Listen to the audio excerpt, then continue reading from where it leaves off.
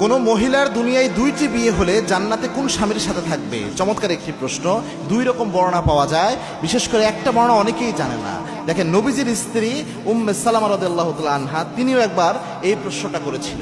আল্লাহর হাবিব সাল্লাল্লাহু আলাইহি ওয়াসাল্লামকে প্রশ্ন করে, ইয়া রাসূলুল্লাহ, দুনিয়ায় যে সমস্ত নারীদের একাধিক বিয়ে হয়েছে, জান্নাতের মধ্যে কোন স্বামীকে সে পাবে? আল্লাহর হাবিব সাল্লাল্লাহু আলাইহি ওয়াসাল্লাম এক বর্ণনায় বলেছেন যে যেই স্বামী দুনিয়ায় স্ত্রীর সাথে সবচেয়ে উত্তম আচরণ করেছে, জান্নাতে ওই স্বামীকে সে পাবে। জান্নাতে ওই স্বামীকে পাবে যেই স্বামী অনেক উত্তম আচরণ করেছে স্ত্রীর সাথে। সুবহানাল্লাহি ওয়া বিহামদিহি। চিন্তা করেছেন স্ত্রীর সাথে উত্তম আচরণের গুরুত্ব কতটুকু? এটা হচ্ছে একটা বর্ণনা। আরেক বর্ণনা এরকম এসেছে যে শেষ যে স্বামীটা থাকবে ওই স্বামীটা জান্নাতে সে পাবে। তো দুই রকম বর্ণাই পাওয়া যায়, তবে এটা বর্ণনার ব্যাপারে দুর্বলতা আছে।